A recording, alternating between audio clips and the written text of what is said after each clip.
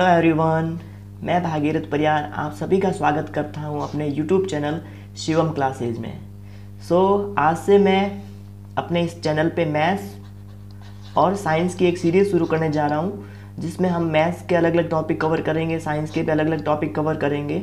ठीक है, चलो मैं बता देता हूँ मैथ्स के हम इस सीरीज़ में कौन कौन से टॉपिक को कवर करेंगे, हम किस प्रकार से पढ़ेंगे। देखो, मैथ्स वाली ये सीरीज़ है वो हम 3 पार्ट में पढ़ेंगे। 3 पार्ट में पढ़ेंगे, जिसमें पहले पार्ट में हम पढ़ेंगे time work, pipe certain, percentage, simple interest, compound interest, profit loss, ratio proportion and time and distance. ये सारे टॉपिक कवर करेंगे। उसके बाद में सेकेंड पार्ट में इसके लेवल को और एडवांस बनाएंगे। उसके बाद में थर्ड पार्ट को इसकी डिफ़िकल्टी और इसको और एडवांस में लेके जाएंगे। ओके, चलो हमारे ये मैथ्स की सीरीज है, इसको पढ़ने का तरीका हमारे पास में कुछ ऐसा होगा कि हम सबसे पहले कॉन्सेप्ट को कवर करेंगे। जो भी लेसन पढ़ रहे हैं उसका कॉन्सेप्ट कवर करेंगे। कॉन्सेप्ट के बाद में हम अलग अलग टाइप के क्वेश्चन करेंगे। क्वेश्चन के बाद में उन क्वेश्चनों की प्रैक्टिस करेंगे, क्योंकि कॉन्सेप्ट हो तो हमारे लिए एक पावर की तरह होता है, लेकिन उसी पावर को जब तक हम प्रैक्टिस में नहीं उतारते तब तक वो पावर क्या हो जाता है, धीरे धीरे कम हो जाता है। ठीक है, चलो सबसे पहले इसके कॉन्सेप्ट को समझते हैं हम। देखो, एक एग्जांपल ले लेते हैं कि एक व्यक्ति है ए। मान लो कोई व्यक्ति है ए और वो किसी काम को 7 दिन में कर देता है। कितने दिन में कर देता है? 7 दिन में कर लेता है। उसी प्रकार से उसी काम को बी है वो 5 दिन में कर लेता है। कितने दिन में कर देता है? 5 दिन में कर देता है। तो ये तो मेरे पास में क्या है, डे है वो एक प्रकार का टाइम बोल सकते हैं, ये है समय। अब बताओ, कोई भी काम अगर सेम काम को ए है वो 7 दिन में कर देता है, बी है वो 5 दिन में करता है, क्यों करता है? हाँ, आप सही सोच रहे हैं कि इनकी जो काम करने की क्षमता है, इसीलिए तो वो अलग अलग टाइम ले रहे हैं कि ए है वो 7 दिन मतलब ज़्यादा टाइम ले रहा है, बी है वो कम टाइम ले रहा है, क्योंकि बी की काम करने की जो क्षमता होगी वो ज़्यादा होगी, है या नहीं है? बस यही कॉन्सेप्ट है इसमें कि जिसकी क्षमता जितनी ज़्यादा होगी वो टाइम है वो उतना ही कम लगाएगा। चलो, अब मुझे पता नहीं है कि ये काम कितना था। ठीक है, जब हमें काम याद करना होता है तब हम क्या करते हैं, इनका एलसीएम ले लेते हैं। क्या लेते हैं? एलसीएम। अब देखो, एलसीएम मैं क्यों ले रहा हूँ बता देता हूँ कि काम में हम कोई भी संख्या मान सकते हैं, लेकिन हम यहाँ मानेंगे नहीं, क्योंकि मानने पर क्या होगा कि अगर कुछ भी गलत मान लिया तो उसमें क्या दशमलव वाला पॉइंट वाला थोड़ी प्रॉब्लम हो जाती है। इसलिए हम क्या करते हैं, एलसीएम ले लेते हैं, ताकि ऐसी संख्या आ जाएगी एलसीएम से जो इन दोनों में कॉमन हो। ठीक है, तो 7 और 5 का एलसीएम कितना होता है? 35। ऐसे हम एलसीएम याद कर सकते हैं, 7 5 1, अब 7 का 7 1। ठीक है, 7 5 35। एलसीएम मेरे पास में कितना आ गया? 35 आ गया। तो अब मुझे पता चल गया कि काम कितना है, 35 है। 35 काम है। काम क्या बोल रहे हैं मैं बोल दूँ, अब इसको टेबल है। ठीक है, ए को 35 टेबल बनाने को बोला गया था। उसी 35 टेबल को बनाने में ए है वो 7 दिन का टाइम लेता है, और बी है वो इन्हीं 35 टेबलों को बनाने में कितना दिन का टाइम लेता है? 5 दिन का टाइम लेता है। क्यों लेता है? क्योंकि इनकी काम करने की क्षमता है वो अलग अलग है, इसीलिए उनका टाइम भी क्या होगा, अलग अलग होगा। अब मुझे ज्ञात करना है कि मुझे पता नहीं कि इनके काम करने की क्षमता कितनी है। एक दिन में वो कितना काम करता होगा, ए कितना काम करता होगा और बी कितना काम करता होगा। तो ऐसे ही करूँगा ना कि मैं अगर ए है वो 7 दिन में अगर 35 टेबल बना देता है, तो वो एक दिन में कितनी टेबल बनाता होगा? तो मैं 35 में 7 का भाग दे दूंगा, तो 5 7 35 कितना आ जाएगा? 5। ए है एक दिन में 5 टेबल बनाकर 7 दिन में कितनी टेबल बना देगा? 35 टेबल बना देगा। उसी प्रकार से बी है वो 5 दिन में अगर 35 टेबल बनाता है तो वो एक दिन में कितनी टेबल बनाता होगा? 7। 35 में 7 का भाग दे दूंगा, तो बी है वो 7 एक दिन में 7 टेबल बना के 5 दिन काम करेगा और कितनी बना देगा? 35 टेबल बना देगा। ठीक है, इस प्रकार से ये मेरे पास में क्या आ गई? क्षमता आ गई, काम करने की क्षमता आ गई। मेरे पास में काम भी आ गया और समय भी आ गया। तो देखो ए से ही मान लेते हैं। अब ए को ही ध्यान में रखकर हम आगे बढ़ेंगे कि काम कितना है मेरे पास में, जो वर्क है कितना है 35 है। ए है वो एक दिन में कितना काम करता है, कितनी टेबल बनाता है, 5 टेबल बनाते हैं। और कितने दिन काम करता है वो, 7 दिन काम करता है।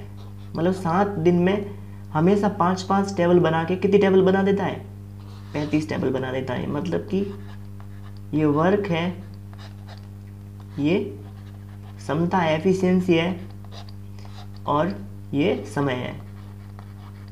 तो मेरे पास में एक नया फॉर्मूला बन गया अभी। जैसे देखो नया फॉर्मूला क्या बना अभी कि काम बराबर क्षमता इनटू समय। बस इतना सा फॉर्मूला होगा। ये पूरी लेसन में, पूरी यूनिट में यही फॉर्मूला चलेगा। ठीक है, हमें सिर्फ इस फॉर्मूले को ध्यान में रखना है कि कार्य बराबर क्षमता इनटू समय। ठीक है, work is equal to efficiency into time. ठीक है, चलो देखो अभी हमने एक नया फॉर्मूला क्या बनाया था कि कार्य या काम बराबर क्या होता है, क्षमता इनटू समय। ये फॉर्मूला बना था हमारे पास में। ठीक है, तो इसी फॉर्मूले से मैं अगर जैसे देखो कार्य था, अगर मैं क्षमता को यहाँ पे बराबर से इस साइड लेके आ जाऊं तब क्या हो जाएगा, कार्य बट्टा क्षमता इज इक्वल टू समय या टाइम। ठीक है, अब इससे मुझे क्या समझ में आ रहा है कि जैसे जैसे क्षमता बढ़ेगी वैसे वैसे समय क्या हो जाएगा, कम हो जाएगा। क्योंकि क्षमता है वो समय की क्या आ गई, इनवर्स आ गई, उल्टी आ गई। इनवर्स में है या नहीं है। तो जैसे जैसे समय बढ़ता है वैसे वैसे क्षमता क्या हो जाती है, कम हो जाती है। जैसे जैसे क्षमता बढ़ती है वैसे वैसे टाइम भी उस काम को करने में कम लगता है। ये कॉन्सेप्ट नंबर 2 था। पहला नंबर तो ये सीख लिया हमने, इसी से इन्वेंशन हुआ था ये वापस कॉन्सेप्ट नंबर 2। जैसे कि हमारे आगे जब हम अलग अलग टाइप के क्वेश्चन करेंगे तब इस प्रकार से कुछ आएगा कि ए और बी की जो क्षमता थी वो अलग अलग थी। जैसे कि एफिशिएंसी है, ए की समझ लो 4 है और बी की समझ लो 3 है, तो उनका जो टाइम का अनुपात होगा वो क्या होगा। तो मैंने क्या बोला अभी कि क्षमता और समय क्या होते हैं, उल्टे होते हैं, इन्वर्स में होते हैं। तब क्या हो जाएगा, समय इस साइड आ जाएगा और ये भी इस साइड आ जाएगा। ठीक है, इस प्रकार से हम आगे क्वेश्चन देखेंगे। ठीक है, तो अभी हमने 2 कॉन्सेप्ट देख लिए। एक तो time into efficiency is equal to work. जो कार्य होता है वो क्षमता और समय के गुणनफल के बराबर होता है। यही फॉर्मूला हर जगह काम आएगा। उसके साथ में हमें ये भी ध्यान में रखना है कि समय होता है वो क्या होता है, क्षमता का इन्वर्स होता है या उल्टा होता है। ठीक है, इन शॉर्ट में बोल दूं मैं तो मैंने 2 चीज़ें सीखी इसी अब तक कि कार्य बराबर समय इनटू क्षमता। हमें शुरुआत में थोड़ा सा टाइम लगेगा इन कॉन्सेप्ट को सीखने में, बाकी जैसे जैसे क्वेश्चन करेंगे बिल्कुल ये सिंपल होता जाएगा। ठीक है, और एक और मैंने सीखा है कि समय होता है वो इन्वर्स होता है या उल्टा होता है किसका, क्षमता का। ठीक है, चलो इनको है ना, अब तक हमने जितना भी पढ़ा है उसको हम क्वेश्चन से सॉल्व करते हैं। ठीक है, ओके, ये टाइप फर्स्ट है। शुरुआत में हम इसके डिफ़िकल्टी के लेवल को थोड़ा कम रखेंगे, फिर ज़्यादा बढ़ाते जाएंगे। ओके, अब क्वेश्चन क्या है कि ए है वो किसी काम को 6 दिन में, जबकि बी है वो उसी काम को 5 दिन में कर देता है।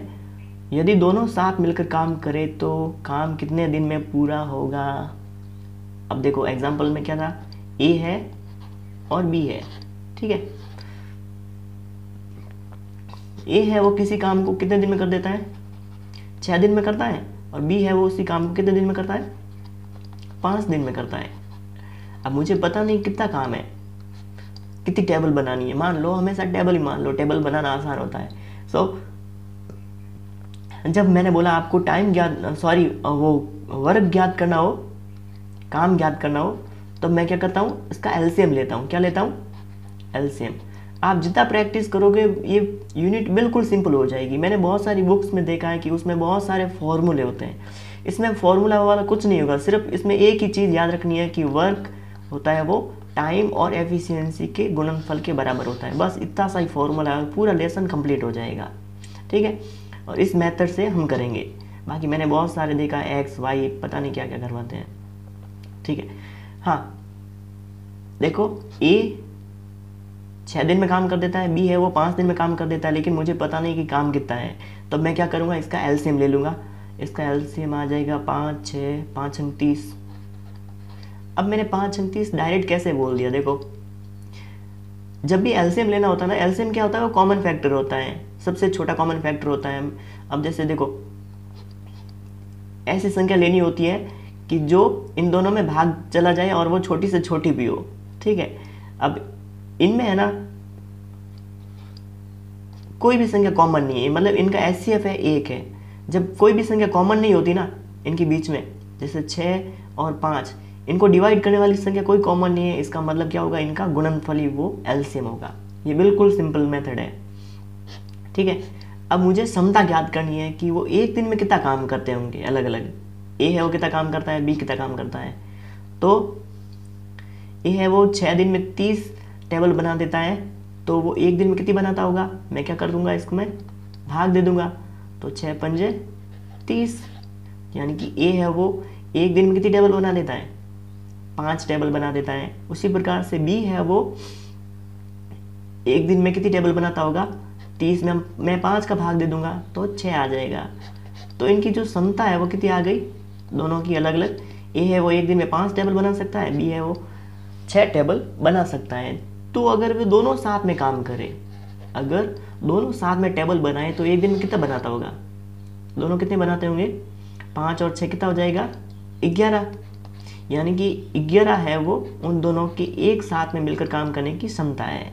ठीक है, अब देखो मेरे पास में कुल टेबल कितनी बनानी थी, कुल काम कितना था? कुल काम है मेरे पास में 30। अब मुझे बनानी मैं एक दिन में, यानी कि ए और बी कितना बना सकता है एक दिन में? 11 बना सकते हैं। कितने बना सकते हैं? 11। तो उनको कितना टाइम लगेगा बनाने में? मैं डिवाइड कर दूंगा, या तो एग्जाम्पल से देख लेते हैं हम, सॉरी ऑप्शन से देख लेते हैं कि अगर 30/11 डे हो तो ठीक है, नहीं तो हम आगे और सॉल्व कर सकते हैं कि 11 दूना 22/11 ऐसे भी हो सकता है। लेकिन यहाँ पे ऑप्शन में आया हुआ है 30/11, यानी कि इतना टाइम लगेगा उन दोनों को अगर साथ में मिलकर वो काम करते हैं। तो आई होप यहाँ तक आपको समझ में आया होगा। चलो इसको एक और एग्जांपल से समझते हैं ताकि और हमारे अंदर जो कॉन्सेप्ट है वो और क्लियर हो जाए। ठीक है, अब देखो क्वेश्चन है कि ए है वो किसी काम को 7 दिन में कर सकता है, बी है वो उसी काम को 9 दिन में करता है। यदि वे दोनों साथ में मिलकर काम करें तो काम कितने दिन में पूरा होगा? ए है वो किसी काम को कितने दिन में कर सकता है? 7 दिन में। बी है वो उसी काम को कितने दिन में कर सकता है? 9 दिन में। ठीक है, तो मुझे पता नहीं है कि टोटल काम कितना है। जब काम ज्ञात करना हो तो मैं क्या लेता हूँ? एलसीएम लेता हूँ शुरुआत में। सबसे पहले आते ही यही करना है कि टाइम दिया हुआ है तो क्या करेंगे, हम एलसीएम लेंगे। ठीक है, तो 7 और 9 का एलसीएम कितना आएगा? इनमें कोई कॉमन चीज़ है ही नहीं, कोई ऐसी संख्या नहीं है जो दोनों को डिवाइड कर पाए। तो इसका मतलब इसका मल्टीप्लाई होगा, जो गुणा ही होगा वही एलसीएम बनेगा। 9 7 63 63 इसका एलसीएम आ गया मेरे पास में। ठीक है, अब देखो ये एलसीएम है वो हकीकत में क्या है? टोटल वर्क है या काम है। ये मेरे पास में क्या है? समय है। अब समता मुझे पता नहीं है, तो समता ज्ञात करने के लिए मैं क्या करूँगा? अगर ए है वो 7 दिन में 63 टेबल बना देता है, 63 बना देता है, तो वो एक दिन में कितने बनाता होगा? तो मैं क्या करूँगा? इसमें भाग दे दूंगा। 63 में 7 का भाग दूंगा तब क्या आएगा? 9। और 63 में 9 का भाग दूंगा तब कितना आएगा? 7। एक बात आप नोटिस कर रहे हो कि मैंने थोड़ी देर पहले क्या बताया था कि समय होता है वो समता का इन्वर्स होता है। होता नहीं होता है। तो यहाँ पे देखो समय 7 है तो इसकी क्षमता कितनी आ गई 9, यहाँ पे 9 समय था बी का टाइम, तो इसकी क्षमता कितनी आ गई 7 आ गई, इनवर्स में चल रहा है। ठीक है, अब देखो टोटल ए है वो एक दिन में कितनी 9 बना सकता है, बी है वो एक दिन में 7 बना सकता है। ठीक है, तो अब दोनों साथ में मिलकर एक दिन में कितनी टेबल बना सकते हैं, 9 और 7 16 टेबल बना सकते हैं। कितनी टेबल बना सकते हैं, 16 टेबल बना सकते हैं। अब मुझे टोटल टेबल कितनी बनानी थी, 63 बनानी थी, 63 टेबल बनानी थी मुझे। लेकिन ए और बी अगर साथ मिलकर काम करें तो भी वो एक दिन में कितनी टेबल बना सकते हैं, 16 बना सकते हैं। तो 63 टेबल बनाने में उनको कितना टाइम लगेगा, 63 अगर ऐसे हो ऑप्शन में देख लेंगे, ऑप्शन है 63/60। ठीक है, तो ये आंसर आ गया। ठीक है, आई होप यहाँ तक आपको समझ में आया होगा और आगे वाली स्लाइड पे चलते हैं। So thank you for watching and please इस वीडियो को शेयर करना और मेरे चैनल को सब्सक्राइब जरूर करना, क्योंकि ये मेरा फर्स्ट वीडियो था। हाँ, थोड़ा सा मुझे वियर्ड लग रहा था, लेकिन मैं इसको और ज़्यादा इम्प्रूव करूँगा। और आप है ना इसको कमेंट में मतलब मुझे फीडबैक ज़रूर देना ताकि मैं और भी इम्प्रूव कर सकूँ। ठीक है, और इसको ज़्यादा से ज़्यादा शेयर करना ताकि मुझे भी और मोटिवेशन मिले और मैं और भी इम्प्रूव कर सकूँ ज़्यादा से ज़्यादा। आई होप यहाँ तक आपको समझ में आया होगा। अगले वीडियो में हम इसी टाइप की क्वेश्चन करेंगे और अलग अलग क्वेश्चन के मेथड को अपनाएंगे और अलग अलग टाइप के क्वेश्चन से और इसके डिफ़िकल्टी के लेवल को और आगे लेके जाएंगे। सो बाय बाय, थैंक यू।